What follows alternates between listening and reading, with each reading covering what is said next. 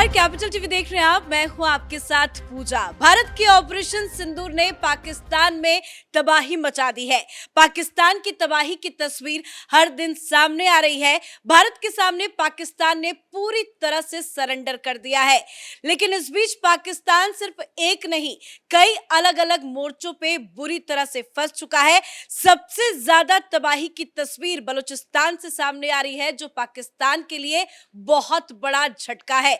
बलूचिस्तान में विरोध की आवाज जो उठी है, वो पाकिस्तान को टुकड़े टुकड़े में बांट रही है। तो क्या कुछ चल रहा है अलग अलग मोर्चों में, कैसे पाकिस्तान बुरी तरह से फंस चुका है, इसको आज समझेंगे। मेरे साथ मौजूद हैं कैपिटल टीवी के editor in chief doctor Manish Kumar, हमारे एग्जीक्यूटिव एडिटर राजीव जी और हमारे सहयोगी अनुज शुक्ला जी। सबसे पहला सवाल मेरा सर आपसे है, किन अलग अलग मोर्चों में पाकिस्तान अभी इस वक्त बुरी तरह से फंसा हुआ है? देखिए, बलूचिस्तान के बारे में जो आज कई सारे इंटरनेशनल पब्लिकेशन ने जो खबर दी है कि almost 80% of Balochistan is out of control of Pakistan administration.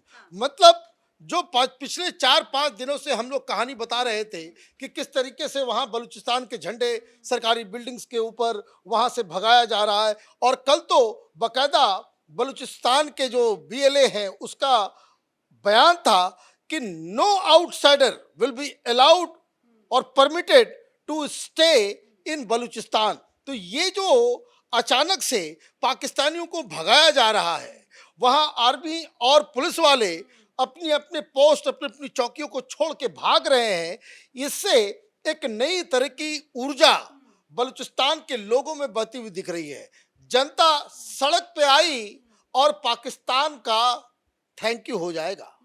और बहुत सारे मीर यार बलोच जैसे लोग जो पूरे ग्लोबल कम्युनिटी को बता रहे हैं कि हमने आज़ादी डिक्लेयर कर दी है, हमें रिकॉग्नाइज करो, यूएन से वो जिरह कर रहे हैं, हिंदुस्तान से मदद मांग रहे हैं। और इस दौरान लगातार वहाँ पे निशाने बनाए जा रहे हैं आर्मी पर्सन को, पंजाबी जो बिजनेसमैन हैं उनको। कोई कल की खबर आई थी कि कल फिर एक बड़ा अटैक हुआ था, 4 आर्मी मैन जो है उनकी वो डेथ हो गई थी। तो कहने का मतलब ये है कि पाकिस्तान एक तो पहले ही जो जफर एक्सप्रेस के अंदर जब लोगों की मौत हुई, जब आर्मी वालों को कीड़े मकोड़ों की तरह उसको खत्म किया गया, उसके बाद से जो काउंटर टेरर स्क्वाड्स, उसको टेरर स्क्वाड ना कहे, वो काउंटर माने बीएलए स्क्वाड जो इन लोगों ने बनाया, जिसका काम ही होता था कि जाकर के सीधे मार देना, नो ह्यूमन राइट्स, कोई कानून नहीं, कोई कुछ नहीं।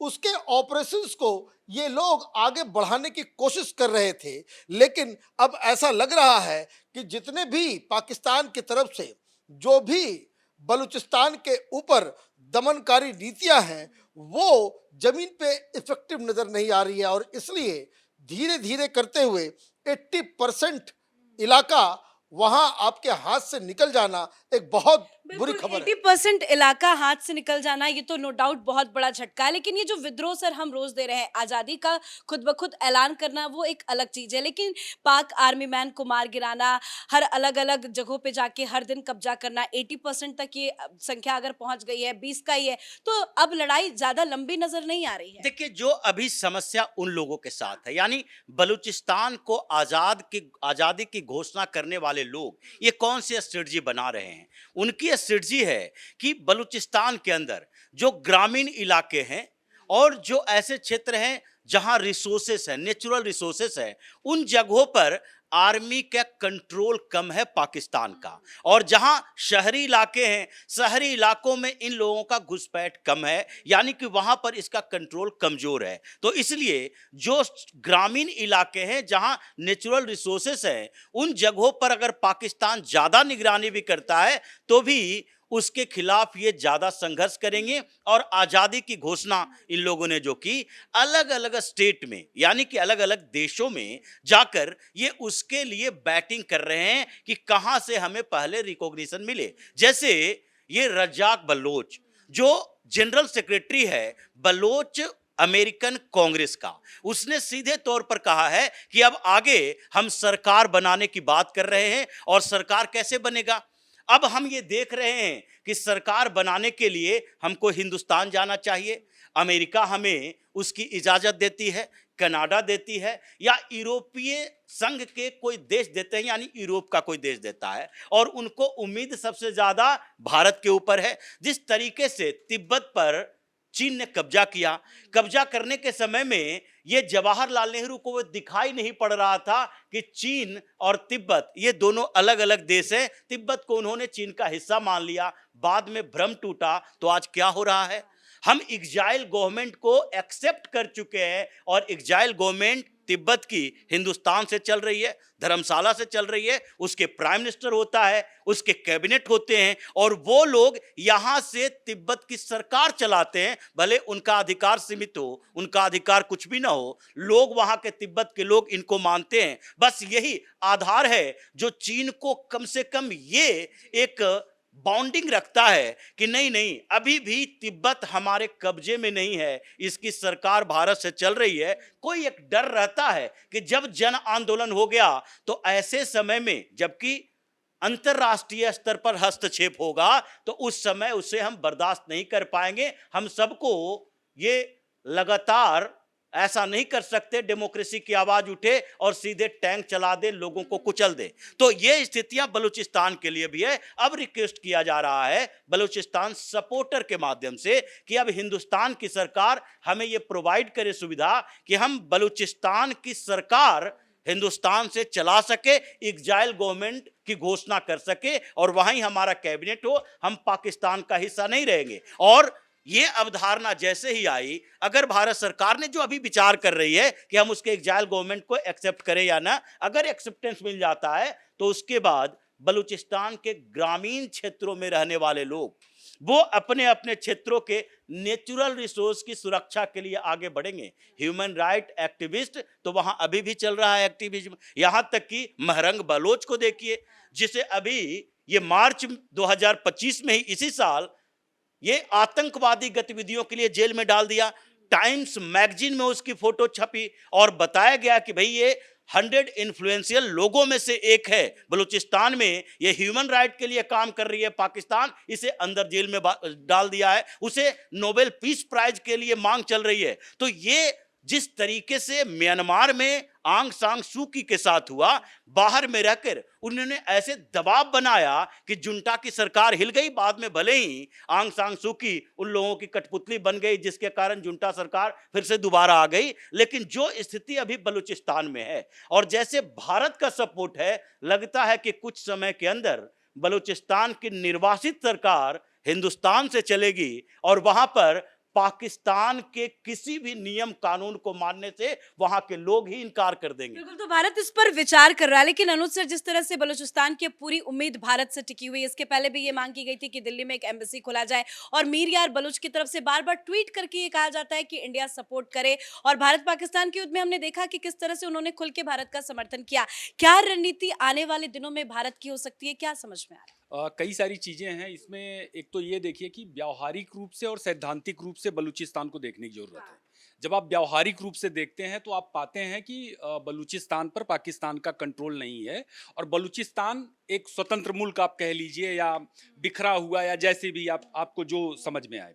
और सैद्धांतिक रूप से आप देखते हैं तो दिखता है कि बलूचिस्तान अभी भी पाकिस्तान के नक्शे में है।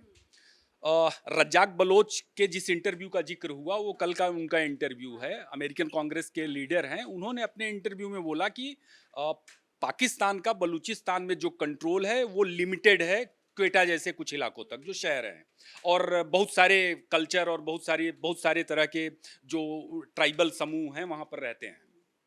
उन्होंने एक चीज़ और कही, रज्जाक बलोच ने अपने उस इंटरव्यू में कहा कि आप पाकिस्तान के बलूचिस्तान पर कंट्रोल का अंदाज़ा इस बात से लगाएं कि जहाँ जहाँ सेना है, सेना का जहाँ जहाँ मूवमेंट होता है, मतलब सड़क पर सेना की बख्तरबंद गाड़ियाँ जा रही हैं, तो समझिए कि वहाँ पाकिस्तान का कंट्रोल है। और जैसे ही सेना वहाँ से निकल करके आगे बढ़ जाती है, पीछे उनका कंट्रोल खत्म हो जाता है। और उन्होंने यह भी बताया कि बलूचिस्तान के तमाम इलाकों में पाकिस्तान की जो मिलिट्री है, जो पंजाबी मिलिट्री है बेसिकली पाकिस्तान की, वो शाम को 5 बजे से लेकर के सुबह के 5 बजे तक पेट्रोलिंग करने को निकलती ही नहीं। क्यों नहीं निकलती है? इसलिए कि उसके ऊपर हमले होते हैं। तो कहने का कुल मिलाकर के मतलब यह है कि बलूचिस्तान में पाकिस्तान का कंट्रोल नहीं है। अब जहां तक बलूचिस्तान के सवाल पर, उसकी आज़ादी की घोषणा के सवाल पर, या मीर यार बलोच और तमाम अलग अलग जो बलूच नेता हैं वो लगातार बलूचिस्तान की आज़ादी की घोषणाएं करती हैं, उस पर बात करने को लेकर के और भारत का स्टैंड क्या होगा उसे हम देखें तो अब ऑपरेशन सिंदूर के बाद देख लीजिए तो भारत का एक स्टैंड वहां से समझ में आता है कि ऐसा हो सकता है। ऑपरेशन सिंदूर के बाद भारत ने ये तय किया है कि उसके सांसदों का डेलीगेशन यूएनएससी के जो देश हैं और दुनिया भर में जो तमाम अलग अलग देश हैं वहां पर जाएगा और ऑपरेशन सिंदूर के बारे में लोगों को बताएगा। लेकिन मुझे कहीं ना कहीं ऐसा लगता है कि कोई देश तो ऐसे बनता नहीं है जब तक कि दुनिया के तमाम और देश उस पर सहमत न हो। और बलूचिस्तान एक ऐसा देश है जिसमें ईरान का भी इंटरेस्ट है, चीन का इतना सारा पैसा लगा हुआ है कि उसका इंटरेस्ट है। दूसरा, पाकिस्तान को जिस लिए डिजाइन किया गया था, जिन देशों ने, जिन ताकतों ने 1947 में पाकिस्तान को डिजाइन किया था, उनका भी एक बड़ा इंटरेस्ट है।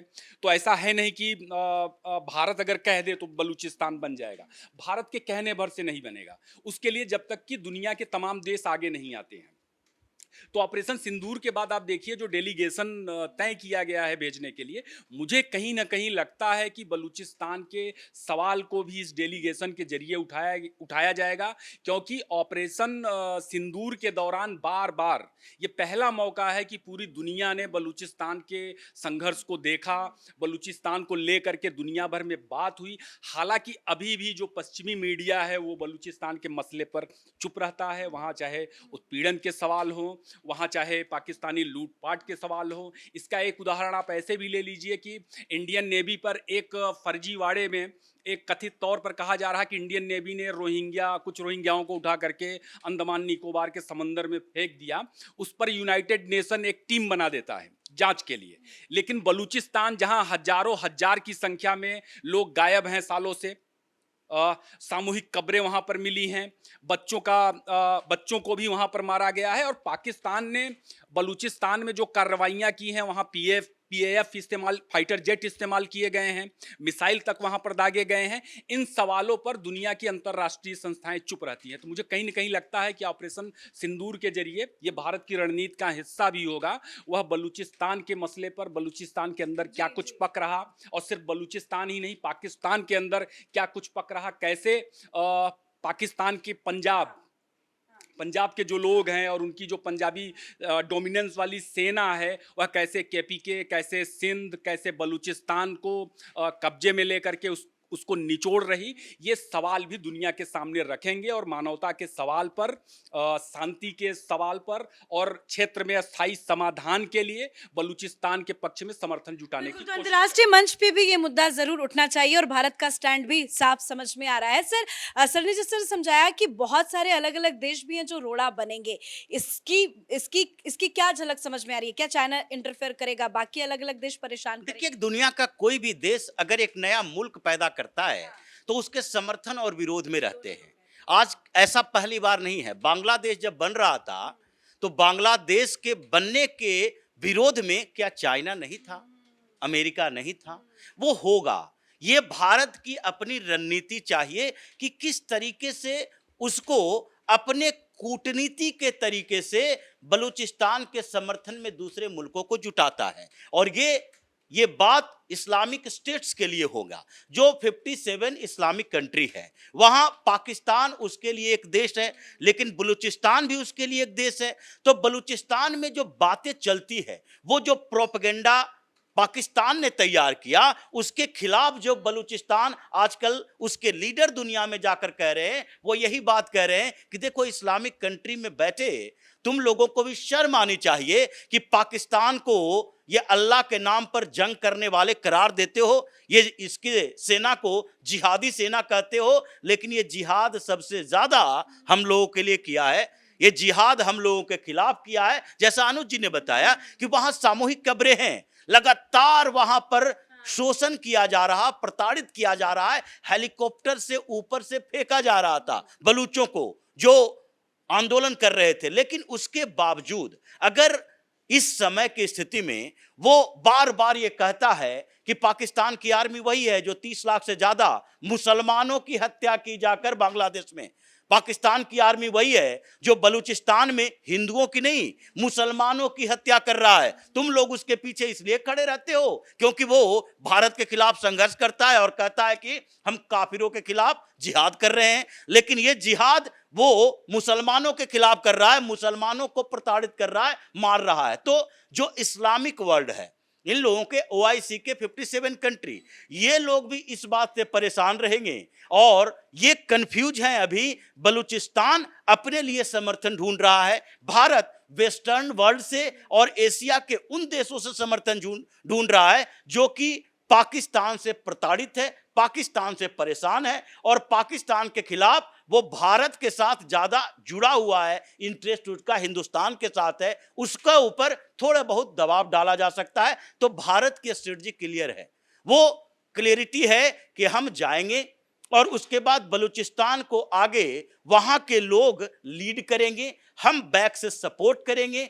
जब आजादी की घोषणा ये लोग कर रहे हैं तो आगे अगर जरूरत पड़ेगी तो हम इसे समर्थन देंगे एग्जाइल गवर्नमेंट चलाने में। उसके बाद दूसरे देश एक एक करके कुछ लोग कुछ देश सामने आ सकते हैं, ये ऐसी प्रक्रिया तो है नहीं कि 10 दिन में पूरी हो जाए। तो भारत की स्ट्रेटजी लगातार ये है कि पाकिस्तान से जब तक बलूचिस्तान आजाद होकर अलग देश नहीं बन जाता तब तक पाकिस्तान को ये समझते रहना पड़ेगा कि कल हो परसों हो 10 दिन के बाद हो, ये उसके सिर पर एक बोझ रहे कि कब बलूचिस्तान अलग हो जाएगा, कब भारत की एक नई स्ट्रेटजी आ जाएगी। इससे उसके अंदर इस बात की चिंता होनी चाहिए और उसके माथे पर लकीर खींचने के लिए हम अपनी स्ट्रेटजी बनाते रह रहे हैं। बिल्कुल, जाते जाते एक और आखिरी सवाल मनीष सर से भी पूछेंगे क्योंकि समय बहुत महत्वपूर्ण है, क्योंकि भारत और पाकिस्तान के बीच में जब तनाव की स्थिति आई उसके बाद ये विद्रोह और जोर पकड़ रहा है। सर, इस बीच में हमने देखा कि पाकिस्तान के किसी नेता की तरफ से या किसी की भी तरफ से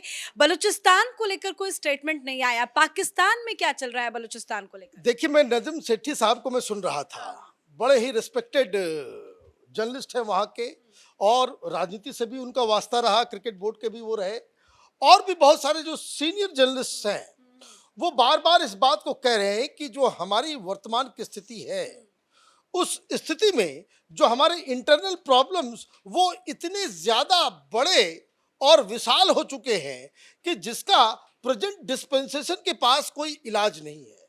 बात समझने की क्या है कि there are inherent problems within Pakistan today, जो वहां की स्टेट, वहां की जुडिशरी, वहां का पॉलिटिकल डिस्पेंसेशन, वहां की पार्टियां, वहां का पूरा जो सिस्टम है, डेमोक्रेसी है, उनको वो एड्रेस नहीं कर सकता। हर देश में कुछ ना कुछ प्रॉब्लम होता है, लेकिन अगर आपके पास इंस्टीट्यूशंस, आपकी डेमोक्रेसी, आपका सारा सिस्टम उन प्रॉब्लम्स को टैकल करने के लिए तैयार है, जैसे भाई कैसे भी प्रधानमंत्री मोदी के पास जाकर के अमित शाह ने कहा कि भाई डेट दे दिया और ये कहा कि इतने दिन में हम नक्सलिज्म खत्म कर देंगे, है ना, ये भी तो टेररिस्ट है। लेकिन क्या है कि हमारे पास सामर्थ्य है, सिस्टम है, वो उस तरह का कंट्रोल एंड कमांड सिस्टम है कि जिससे आप खत्म कर सकते हैं। लेकिन यहां तो ये पॉपुलर मूवमेंट है। आपने जो सवाल किया कि पिछले 1 महीने से ये सारे लोग मुंह पे चुप क्यों लगा करके रखे हैं, क्योंकि उनके एक बयान से आप देखिए इतने लोगों को, इतनी बड़ी माने जफर ट्रेन जो है वो एक ऐतिहासिक काम है, उसमें आपके आर्मी अधिकारी, ऑफिसर्स बिना लड़े हुए मर गए। ये कितना बड़ा सेटबैक है वहां की आर्मी के लिए। मतलब आर्मी के कंट्रोल में ये बीएलए नहीं है, 1।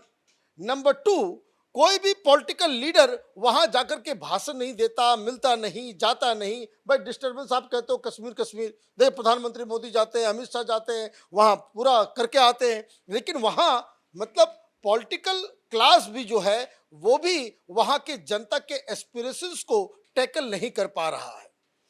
तीसरा जो सबसे अहम है वो क्योंकि चाहे वो आर्मी हो, चाहे वो पॉलिटिशियंस हो, चाहे वहां का इकोनॉमी हो, चाहे वहां का बिजनेस हो, चाहे वहां की सारा का सारा पूरा तंत्र हो, वो पंजाबियों के कब्जे में है और उन लोगों ने अभी तक 1947 के बाद से बलूचिस्तान को एक अपने अय्याश गाह की तरह, जहां आपने उसको एक कॉलोनी की तरह ट्रीट किया है कि वहां जाओ, खुदाई करो, वहां से माल कमाओ, वहां से माल कमा करके पंजाब में अमीर बनो, सारे बिजनेस पे कब्जा कर लो, बलूचियों को आगे आने ही नहीं दो। तो ये जो कॉलोनी बना करके पाकिस्तान ने रखा, वो अब ऐसा लग रहा है एक ऐसे पॉइंट पे आ गया है कि जहां बलूचिस्तान को अलग होना वो बिल्कुल 100% है। जी बहुत बहुत धन्यवाद आप सभी का हमसे जुड़ने के लिए, बातचीत करने के लिए। तो पाकिस्तान को भी अब लगभग समझ में आ चुका है कि बलूचिस्तान उसके हाथ से निकल चुका है। तभी पिछले 1-1.5 महीने में देखें तो पाकिस्तान की तरफ से इस पूरे मसले को लेकर कोई भी औपचारिक बयान अभी तक सामने नहीं आया है और पाक सेनाओं ने भी बलूचिस्तान के सामने, बलूच विद्रोहियों के सामने, बेले के सामने सरेंडर कर दिया है, जो एक पाकिस्तान के लिए झटका है क्योंकि पाकिस्तान एक बार फिर से टुकड़े टुकड़े में होता हुआ नजर आ रहा है। आजादी का ऐलान खुद से किया गया है, लेकिन अब उम्मीद भारत से जताई जा रही है। तो देखना दिलचस्प होगा कि भारत इस पूरे मसले पर अपना पक्ष क्या रखता है, क्या कदम उठाता है। देखते रहिए कैपिटल टीवी। नमस्कार।